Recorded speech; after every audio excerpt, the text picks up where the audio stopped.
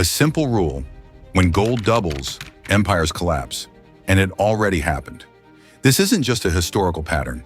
It's a mathematical certainty. And while most people are going to focus on the chaos that follows, what they're missing is the real story. It's the single greatest transfer of wealth in human history, and it has already been triggered.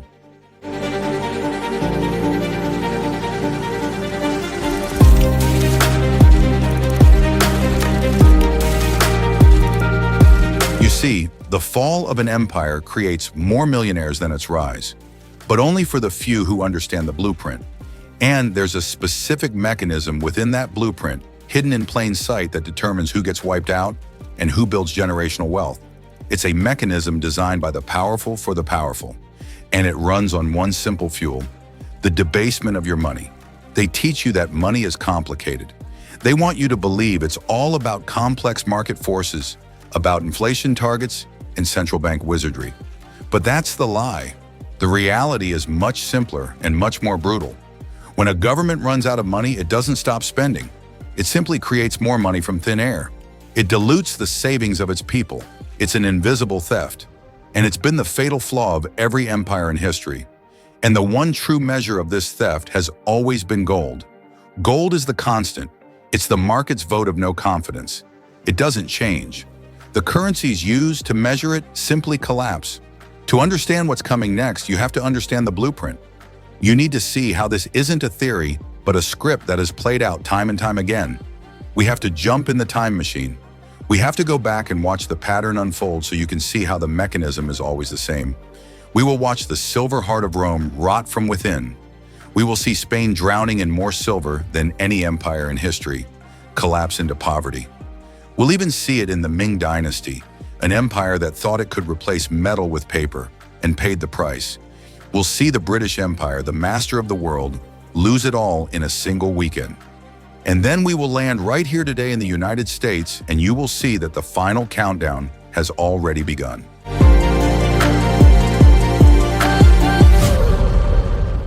We start where this blueprint was first forged. We start with Rome. The backbone of Rome's money wasn't gold, it was silver. It was a coin called the denarius, introduced around 211 BC, and for a time, it was the most trusted money in the known world. At its peak, it was nearly 95% pure silver, a solid 4.5 grams of real value. You could hold it in your hand and know what it was worth. For almost 300 years, Rome kept this coin relatively stable, and its empire flourished.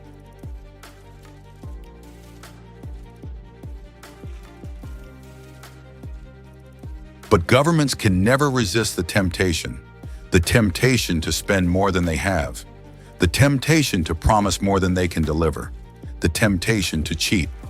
It began slowly, almost unnoticeably. By the time of Emperor Nero around 60 AD, the silver content had already been clipped down to 90%. Under Trajan, it fell to 85%. Commodus in the late 100s dropped it closer to 70%. And by the Sever dynasty in the early 200s, the denarius was only 50% silver. The government was minting twice as many silver coins from the same amount of metal, stealing 50% of the value from its people in an invisible tax. And then came the breaking point, the crisis of the 3rd century. This is where the blueprint was truly carved into stone. Emperors, desperate to pay armies and fund endless wars, threw away all pretense. By around 250 AD, the denarius had less than 5% silver left. It was a joke. It was a copper coin given a thin, silvery wash that rubbed off in your hand, and the people knew you can't fool the market. You can't fool human beings who are trying to feed their families. Soldiers, the very foundation of the empire's power, began demanding to be paid in gold instead. Historians estimate that prices across the empire rose by over 1,000% in just a few decades. And here's the rule. A single gold coin, the aureus, which had been worth 25 denarii in the early empire, was now worth thousands of denarii. By the time Constantine tried to reform the system, it was worth millions. Gold didn't double, the denarius collapsed. It was the market's final terrified vote of no confidence. And just as the rule predicts, the empire followed. The monetary chaos was the political chaos. Between 235 and 285 AD, Rome had something like 26 emperors in just 50 years. Almost all of them were murdered. The empire split apart. Trade broke down. Taxes skyrocketed to pay for worthless money, and barter trading wheat for shoes replaced the currency in many regions. The lesson is permanent. Currency debasement, gold doubling, empire collapse. Rome wrote the first chapter of this story, but it was far from the last. After Rome, the blueprint repeats, this time in Spain. We jump forward to the 1500s. Spain is the undisputed superpower of the world. They have colonies stretching across the globe. And most importantly, they have something no one else has, the treasure fleets. They have Poti in modern-day Bolivia, a literal mountain of silver. They have gold from Mexico. Unbelievable amounts of bullion are hauled across the Atlantic in Spanish galleons. At its peak in the late 16th century, Spain was importing more than 200 tons of silver per year. Historian Earl Hamilton, who studied this period, documented in detail what happened next. It's called the Price Revolution. You see, Spain thought it had found the ultimate cheat code. It didn't need to produce anything, it could just buy it. But when you flood the world with that much new money, even real silver money, without increasing the production of actual goods, you get massive inflation. From 1500 to 600, prices across Spain quadrupled. Grain, wool, rent, they all skyrocketed. For the average family, it was a complete disaster. But here's the crucial part. Even with all this metal, the government still couldn't control its spending.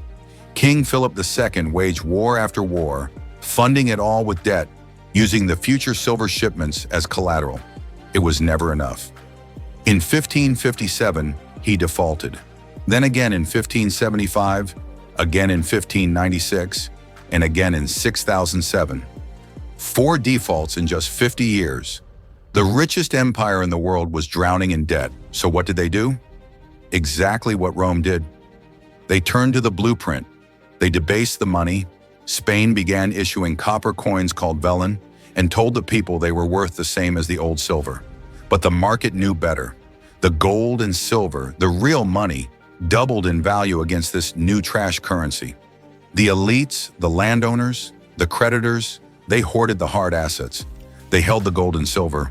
But the middle class, the poor, the wage earners, they were wiped out. They were left holding worthless copper coins while the price of bread exploded. And what happened next? Just as the rule predicts, the empire collapsed. Spain lost its dominance. The Dutch and the British, who had built real economies, rose up and took over global leadership. Spain was left a hollowed-out shell, an empire that had held all the treasure in the world and still went bankrupt. Once again, the doubling of gold and silver wasn't a sign of prosperity. It was the signal that the empire was finished. But the blueprint isn't just about empires in the West, and it isn't just about debasing coins.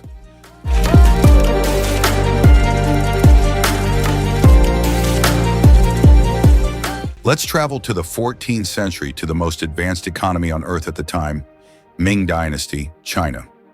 The Ming Dynasty tried something that wouldn't be seen in the West for centuries. They abolished gold and silver as currency. They thought they were smarter than the market. In 1375, they introduced the world's first major government-mandated fiat paper currency, the Daming Baosha, or Great Ming Treasure Note.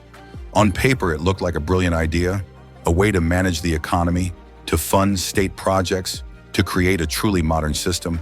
But what did they do? Exactly what Rome did. They couldn't resist the printing press. To fund their military and grand projects, they printed more and more and more. Crucially, these notes were not convertible into gold or silver. Their only value was the government's promise, and by the early 15th century, that promise was worthless. The paper money suffered from hyperinflation, collapsing by over 99% of its original value. The people once again knew they were being robbed. They refused to accept the notes. The government's brilliant idea had failed. So what did the market turn to? What did the people demand as real money? Silver. The entire Ming economy, by force of the people's will, remonetized itself on silver. Silver became the money. The government was eventually forced to accept it, even demanding taxes be paid in it from the 1560s onwards. For a while, this worked as vast amounts of silver flowed in from Japan, and thanks to the Spanish, from the New World. But in the early 17th century, the blueprint's final act began. That flow of silver stopped. Japan shut its doors. Spain in the 1630s and 1640s was in decline and cut off its supply. Suddenly, China was starved of the one thing its economy now depended on. Silver became impossibly scarce, and its value, measured against the copper coins that peasants used for daily life, didn't just double, it tripled, it quadrupled. This was the death blow. Peasants earned their living in copper, but the state demanded taxes in silver. An impossible gap had opened. They were wiped out.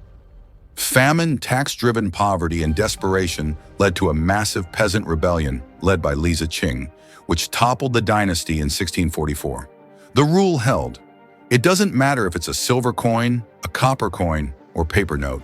When the hard trusted asset, gold, or in this case silver, doubles in price against the everyday money, it signals the system is broken.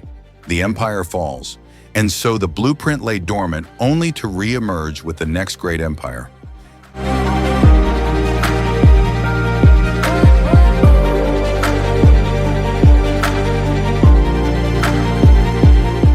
Let's move to the 1900s. The British Empire, an empire upon which the sun never set. Its money, the pound sterling, was the global reserve currency backed by gold, with London as the undisputed center of global finance. It was the denarius of its day, but like every empire before it, war and debt began to rot the system from within. World War I forced Britain to suspend the gold standard in 1914, a temporary measure that became a habit. They printed money to pay for the war, diluting the pound's value.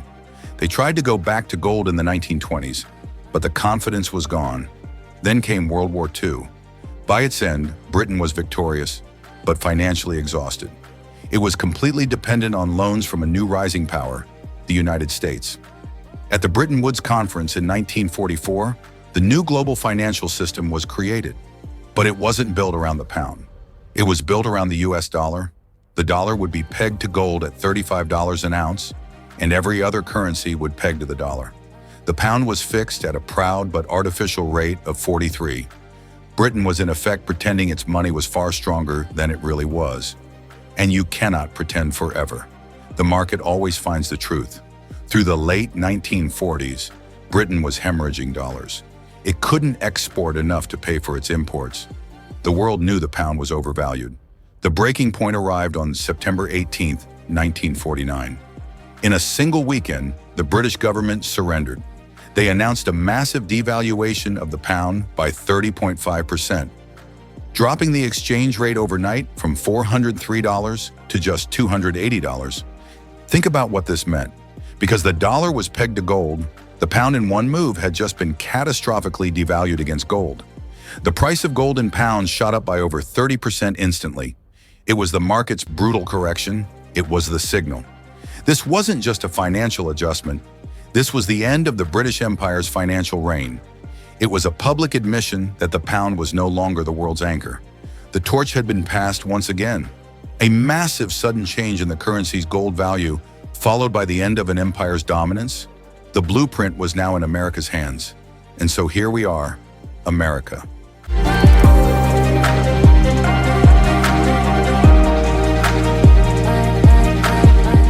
The story now shifts to the US dollar, the currency that replaced the pound as the anchor of the entire world. The Bretton Woods system, agreed in 1944, was the deal the US made with the world. Trust us, they said, the dollar is as good as gold, because we promise you can exchange $35 for 1 ounce of gold anytime. This made the dollar the world's reserve money, and for a while it worked. The world rebuilt. But just like Rome, just like Spain, the American empire couldn't resist the temptation to spend.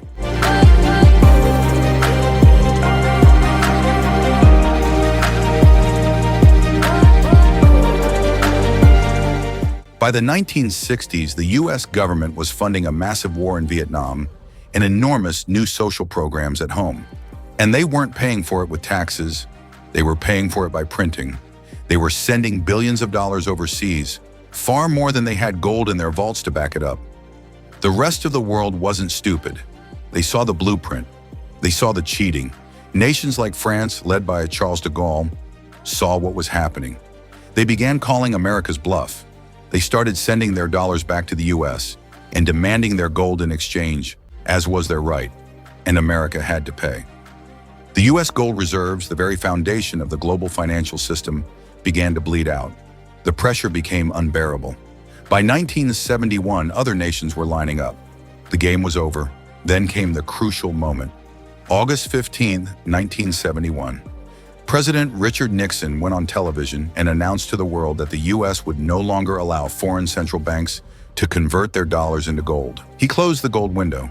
He severed the final link. With that one speech, he unilaterally ripped up the contract that held the world's financial system together.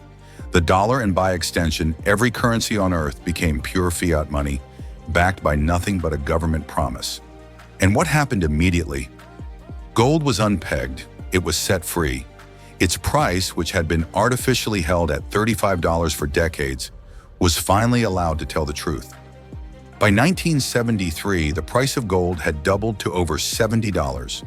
By 1974, it was $180. By 1980, it hit over $800. The doubling moment was the signal. It was the canary in the coal mine. And just like Rome, Spain, and Britain, that signal marked the beginning of the end. It was the day the empire's money officially broke, and it started the final countdown for the US dollar itself. That act in 1971 set the entire globe on a countdown. For the first time in human history, all money on earth became pure fiat, backed by nothing but the full faith and credit of governments, and primarily faith in the US dollar. But faith, as we've seen, is a fragile thing.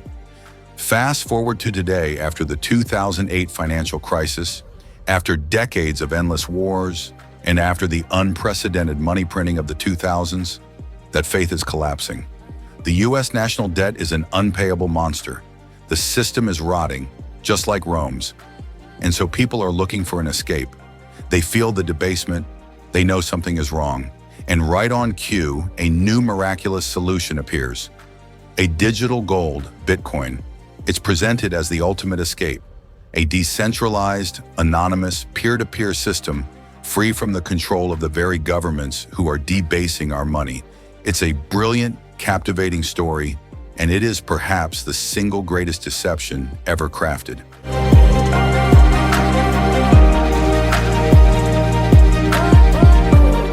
How does a technology that supposedly strips them of their ultimate power, the control of money, just appear, created by a nameless, faceless ghost? It's a trap. It's a digital snare designed to catch all the people who were smart enough to see the collapse of fiat, but not wise enough to see the real solution. Think, what does Bitcoin truly depend on? It requires the internet infrastructure they control. It requires the power grid, an infrastructure they absolutely control. It requires digital exchanges to have any value in the real world, companies they can shut down, freeze, or seize in an afternoon. They can turn it to zero tomorrow, not by hacking the code, but by simply cutting the on-ramps and off-ramps. They can make it illegal to transact. They can unplug the exchanges. They can tax it at 90%. It is the perfect honeypot. They have watched for a decade, letting it grow, identifying every single person, every corporation, every nation that is looking for an exit, and convincing them to trade their real hard-earned wealth for a string of code. It is a digital ghost. You cannot hold it. You cannot bury it. And if you cannot physically possess it, you do not own it. So if the digital escape is a trap, what is the real arc?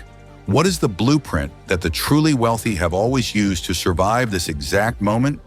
It's the one they don't talk about. It's the one you can't create with a keystroke, and the one they can't delete with a line of code. It is the only true value that has survived every single empire's collapse for 5,000 years. Gold, silver, and real tangible assets. This is the generational arc. While they are busy herding the masses into a digital corral, the oldest and most powerful families, the central banks themselves, what are they buying? They are buying gold in record unprecedented amounts. They are repatriating their gold from other countries, getting it back in their own vaults. They're not buying strings of code. They are buying heavy yellow metal. They are telling you one thing, and they are doing the complete opposite. That is the only signal you need to see. When Rome's denarius collapsed, the wealthy held gold array and vast estates.